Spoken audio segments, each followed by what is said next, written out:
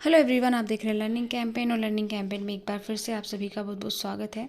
Friends, remedial teaching से जुड़ा हुआ एक और वीडियो मैं आप लोगों के लिए लेकर आ गई हूँ। आप लोगों के काफ़ी कमेंट्स थे एंड कई सारी क्वेरीज आ रही थी इससे रिलेटेड, जो काफ़ी महत्वपूर्ण प्रश्न जो छूट गए थे।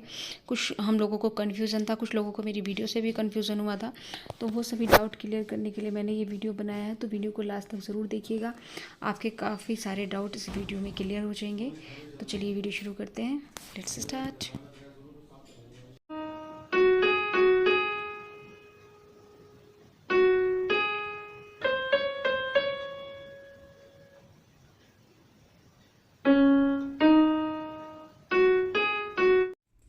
अति आवश्यक 50 दिवसीय उपचारात्मक शिक्षण से जुड़े महत्वपूर्ण प्रश्नों पर चर्चा।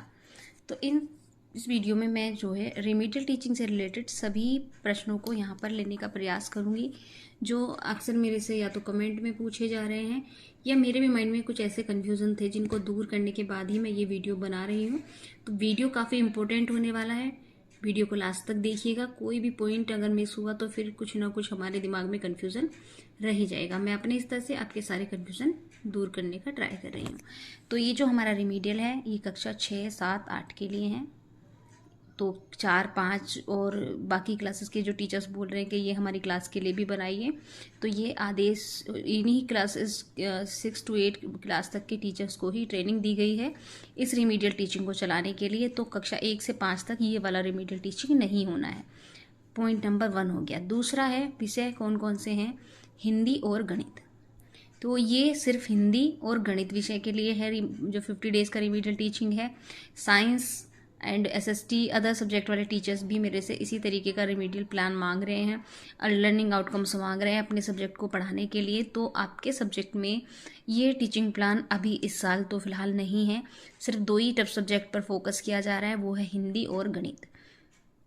प्रारंभ दिनांक कब से शुरू हुआ, तो 17 तारीख में ही आदेश आया और 17 से लेकर के हमें शुरू करना है इसको।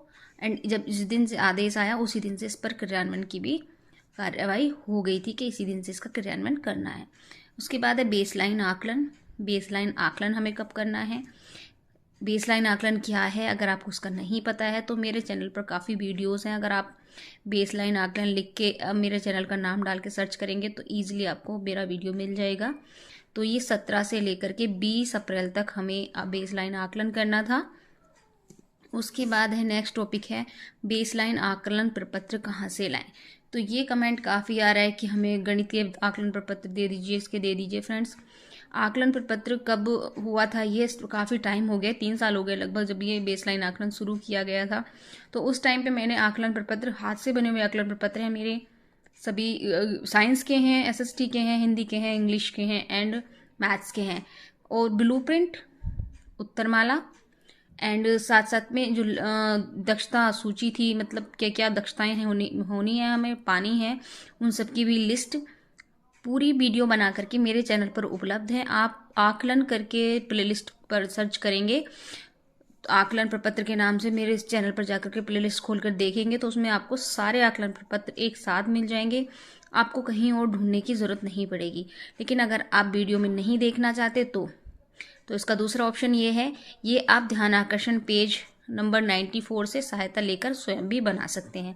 यानी ध्यान आकर्षण जो मॉड्यूल है उसमें पेज नंबर 94 पर जो आकलन प्रपत्र हैं उनके सैंपल दिए गए हैं, वहाँ से आइडिया लेकर के आप अपने खुद के भी आकलन प्रपत्र बना सकते हैं।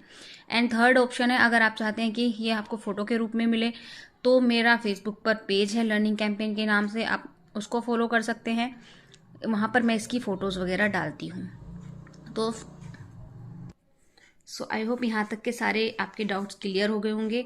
बेसलाइन आकलन कैसे करना है इसका भी वीडियो मेरे चैनल पर है, आकलन प्रपत्र भी मेरे चैनल पर है, और ये आदेश कब क्या कैसे है ये मैं पहले भी वीडियो बना चुकी थी, लेकिन फिर भी कुछ कन्फ्यूज़न रह गए थे जो मैं आज की वीडियो में क्लियर कर रही हूँ।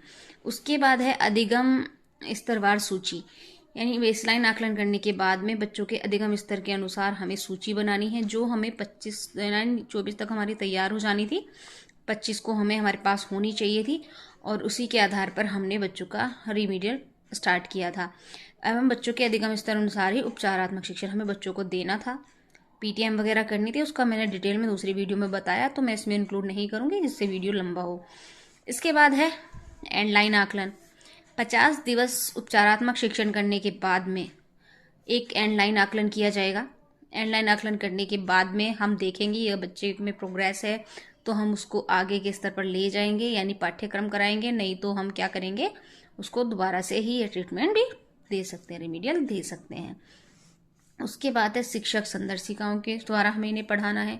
इन्हीं संदर्शिकाओं के अनुसार हमें उपचारात्मक शिक्षण चलाना है, क्योंकि इस संदर्शिका में प्रत्येक दिन के लिए लर्निंग आउटकम भी दिया हुआ है और लर्निंग आउटकम के अकॉर्डिंग शिक्षण योजना भी शिक्षक संदर्शिकाओं में दी हुई है। शिक्षक संदर्शिकाओं की अभी जो हार्ड कॉपी है वो आई थिंक अभी स्कूलों में नहीं आई है, सॉफ्ट कॉपी से ही काम कर रहे हैं। इसी से मैंने अपनी वीडियोज़ तैयार की हैं एंड मैं भी अपनी कक्षाओं में इसी का यूज़ करके पढ़ा रही हूँ, आप भी इसका यूज़ करके पढ़ा सकते हैं।